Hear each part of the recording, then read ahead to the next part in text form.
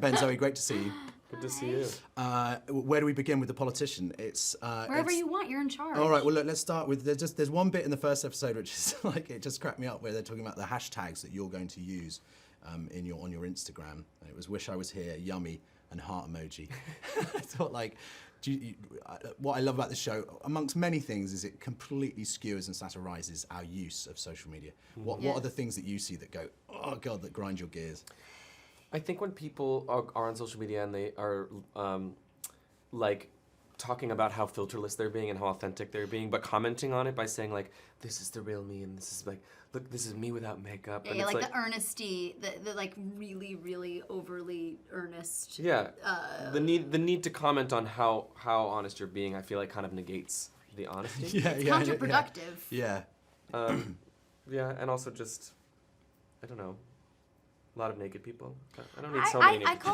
I call it the like Yelp review syndrome of all things on social media or on forums or anywhere where there's a comment section where it's like if you go to dinner and you find a snail in your food, you'll probably write a review on Yelp and be like, hey guys, just warning, I found a snail in my food. But let's say you go to a restaurant and you had the best, most delicious pasta cacio e pepe of your life, you're not likely to go on Yelp and write like, great meal. You're more, so people are so used, they're just so much more effusive and excited to spew negativity than they are to spew positivity and love. And that really frustrates me.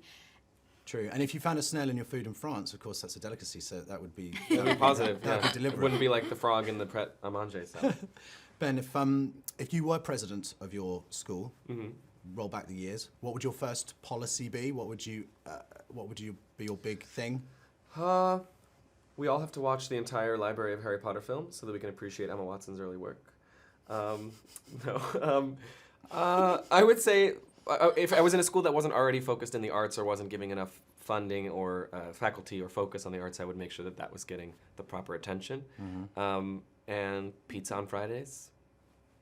What about uniforms? We wore uniforms in England, and it's really annoying because you want to be cool and you can't be cool because you're stuck. I think it's an interesting quandary, the uniform versus no uniform thing, because I didn't have it, and I loved the freedom of expression, and I loved being able to dress how I wanted to every day, and I think it informed a lot about who I became and who I was, et cetera, et cetera. But also for women, it's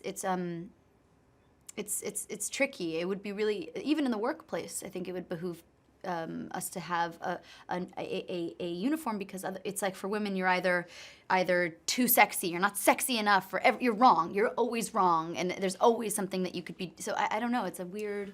I think that the happy medium solution really would be everyone wears the same Hogwarts robe on the outside and you can wear whatever you want on the inside. All right, I'm getting a real Potter. This is your favorite thing. It is, yeah, unfortunately. Yeah.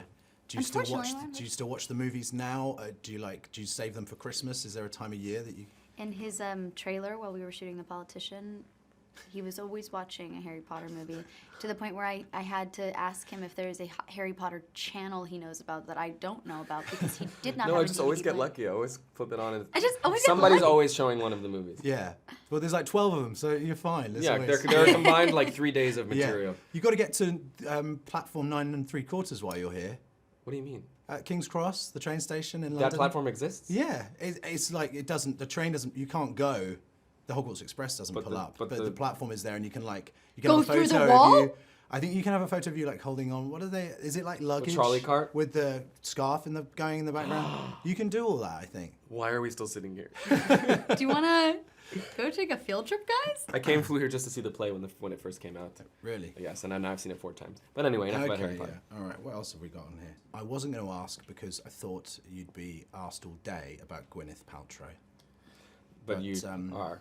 Because she's so wonderful. Very. She is. And you're reminded what a terrific actor she is. Exactly. Yeah, like, I think somewhere along the line we've forgotten that. I don't know why. Well, she doesn't, by virtue of the fact that she has an empire to run, she doesn't always grace us with performances very often. And so it's just a reminder that the reason she's reached the place she has is because she's like a bona fide movie star. She's she is. Just really charismatic and effervescent and warm and like exudes light. This stuff in the school at home.